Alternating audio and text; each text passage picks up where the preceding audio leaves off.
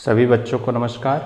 आज मैं आपके सोशल साइंस सामाजिक विज्ञान से अध्याय संविधान, इस अध्याय से मैंने कुछ प्रश्न तैयार किए हैं आपकी 8वीं बोर्ड परीक्षा को ध्यान में रखते हुए करके इन प्रश्नों को देखते हैं। महत्व किसी व्यक्ति को, पहला प्रश्न है, किसी व्यक्ति को उसके जन्म से मिलने वाले अधिकार क्या कहलाते हैं?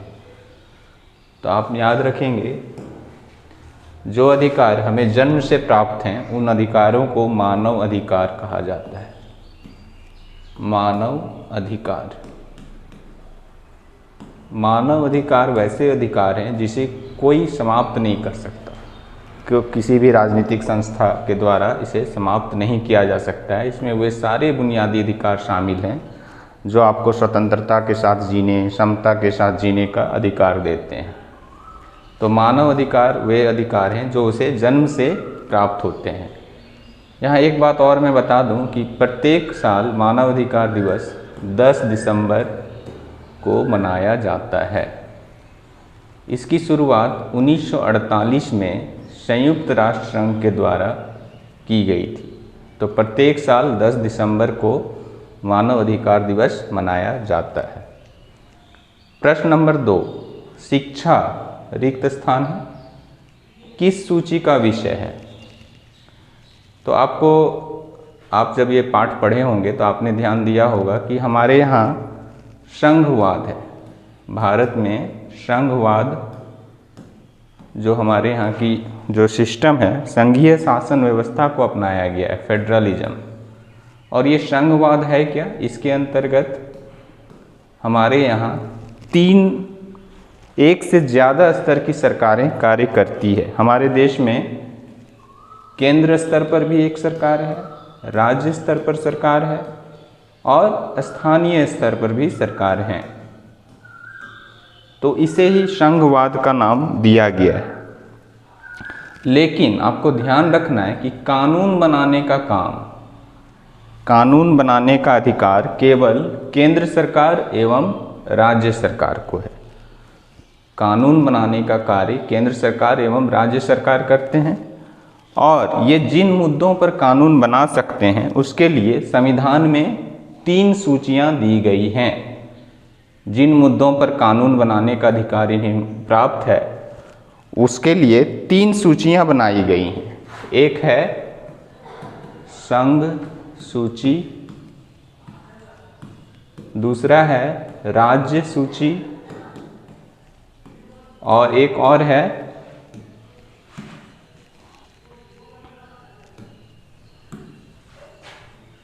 समवर्ती सूची। संघ सूची, राज्य सूची और समवर्ती सूची। ये समवर्ती सूची, संघ सूची में जो विषय हैं उस पर केंद्र सरकार जो है कानून बना सकती है। इसके अंतर्गत जैसे राष्ट्रीय सुरक्षा और वित्त, संचार आदि शामिल हैं इसमें। राज्य सूची अंतर्गत वैसे विषयों को शामिल किया गया है जैसे कि पुलिस,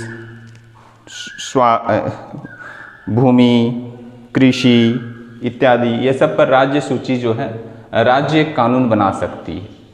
वहीं कुछ ऐसे विषय भी हैं जिन पर दोनों कानून बना सकते हैं, केंद्र सरकार भी एवं राज्य के द्वारा भी कानून बनाया जा सकता है। जैसे इसमें आ गया शिक्षा, स्वास्थ्य, पर्यावरण इत्यादि। तो यहाँ पर पूछा जा रहा है कि शिक्षा किस सूची का विषय है?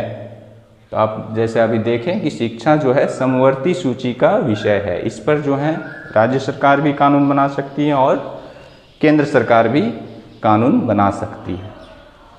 प्रश्न नंबर 3, इसमें पूछा जा रहा है किस समिति की रिपोर्ट के आधार पर संविधान में मूल कर्तव्य शामिल किए गए हैं?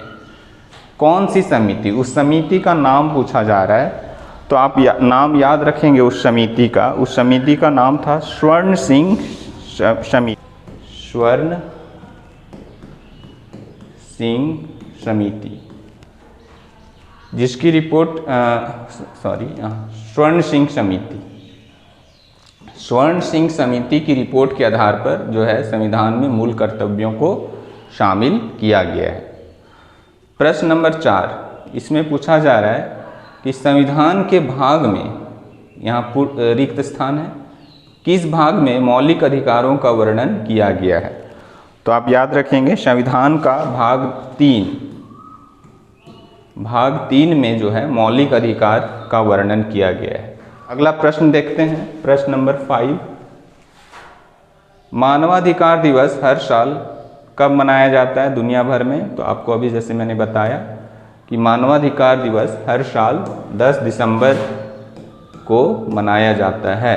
इसकी शुरुआत 1948 से संयुक्त राष्ट्र सभा के द्वारा की गई थी। प्रश्न नंबर 6, शिक्षा का अधिकार कानून कब लागू हुआ? शिक्षा का अधिकार भी जो है हमारा मौलिक अधिकार में से आता है, और ये लागू कब हुआ उसके बारे में पूछा जा रहा है। तो आप याद रखेंगे शिक्षा का अधिकार हमारे यहाँ 1 अप्रैल 2010 से लागू है। 1 अप्रैल 2010 से शिक्षा का अधिकार RTE, राइट टू एजुकेशन, लागू है, और इसकी स्वीकृति मंजूरी प्रदान की गई थी। यदि इस पर प्रश्न आता है कि संसद के द्वारा कब मंजूरी प्रदान की गई थी, तो आप ये तारीख याद रखेंगे, 4 अगस्त 2009 में संसद के द्वारा इस कानून को मंजूरी दी गई थी तथा लागू हुआ है 1 अप्रैल 2010 से। अगला प्रश्न देखते हैं, संपत्ति के अधिकार को, यहाँ रिक्त स्थान है, में हटा दिया गया। संपत्ति का अधिकार जो था पहले मूल अधिकार में आ रहा था, प्रारंभ में 7 मूल अधिकार थे, जिसमें से संपत्ति के अधिकार को बाद में हटा दिया गया। कब हटाया गया उसका ईयर पूछा जा रहा है। तो 1978 में संविधान संशोधन, 44वां संविधान संशोधन के द्वारा संपत्ति के अधिकार को मूल अधिकारों से हटा दिया गया, और अभी वर्तमान में हमारे पास 6 मौलिक अधिकार हैं, फंडामेंटल राइट्स। प्रश्न नंबर 8, वर्तमान में 6 फंडामेंटल राइट्स हैं हमारे पास। प्रश्न नंबर 9 पूछा जा रहा है कि उच्चतम न्यायालय, सुप्रीम कोर्ट और उच्चतम न्यायालय और उच्च न्यायालय के न्यायाधीशों की नियुक्ति कौन करते हैं? तो आप याद रखेंगे राष्ट्रपति के द्वारा इनकी नियुक्ति की जाती है, परंतु हटाया कैसे जाता है? राष्ट्रपति उन्हें हटा नहीं सकते हैं, वो महाभियोग के द्वारा उनको हटाया जा सकता है। तो नियुक्ति राष्ट्रपति करते हैं। प्रश्न नंबर 10, संघ सूची पर केंद्र सरकार कानून बनाती है, ये सही है या गलत? संघ सूची, जैसे हम लोग अभी देखे 3 सूची होती है, संघ सूची, समवर्ती सूची और एक राज्य सूची। तो संघ सूची पर कौन कानून बनाती है? केंद्र सरकार। सही या गलत? सही है। प्रश्न नंबर 11 देखते हैं, केंद्र स्तर पर कार्यपालिका का संवैधानिक अध्यक्ष कौन होता है? हमारे यहाँ सरकार के 3 अंग हैं, आप याद रखेंगे, विधायिका, कार्यपालिका तथा न्यायपालिका। 3 अंग जो हैं, विधायिका, कार्यपालिका तथा न्यायपालिका। तो यहाँ पूछा जा रहा है कार्यपालिका का संवैधानिक अध्यक्ष, हेड, कौन होता है? तो राष्ट्रपति। संवैधानिक अध्यक्ष राष्ट्रपति होता है कार्यपालिका का, लेकिन वास्तविक शक्ति जो है कार्यपालिका की वो किस में होती है? कैबिनेट में निहित होती है, कैबिनेट मिनिस्टर्स में, जिसके हेड प्राइम मिनिस्टर होते हैं। अगला प्रश्न देखते हैं, भाषण तथा अभिव्यक्ति की स्वतंत्रता संविधान के किस अनुच्छेद में दी गई? भाषण तथा अभिव्यक्ति, right to freedom of speech and expression, ये किस अनुच्छेद में दी गई है? तो अनुच्छेद 19, आप याद रखेंगे, फंडामेंटल राइट्स है यह। अनुच्छेद 19 में भाषण तथा अभिव्यक्ति की स्वतंत्रता हमें प्रदान की गई है।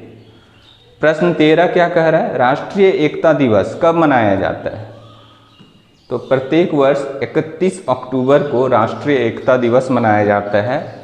उस दिन किनका, सरदार वल्लभ भाई पटेल जी के जन्म दिवस पर 2014 से 31 अक्टूबर को प्रत्येक साल राष्ट्रीय एकता दिवस मनाया जाता है। प्रश्न नंबर 14, ये क्या कह रहा है? भारत की प्रथम महिला राष्ट्रपति, उनका नाम पूछा जा रहा है, याद रखेंगे। कौन थी? प्रतिभा देवी सिंह पाटिल। प्रतिभा देवी सिंह पाटिल भारत की प्रथम महिला राष्ट्रपति। क्वेश्चन नंबर 15, रिक्त स्थान है, यहाँ भरना है। भारत एक संप्रभु राष्ट्र बन गया कब? तो याद रखेंगे 26 जनवरी 1950 को भारत एक संप्रभु राष्ट्र बन गया। उस दिन हमारा संविधान लागू हुआ। तो इस तरह से ये 15 प्रश्न हम लोगों ने देखे। उम्मीद है इस तरह का यदि प्रश्न यदि आता है आपका परीक्षा में तो आपका जो है आप आराम से बना पाएंगे। आज के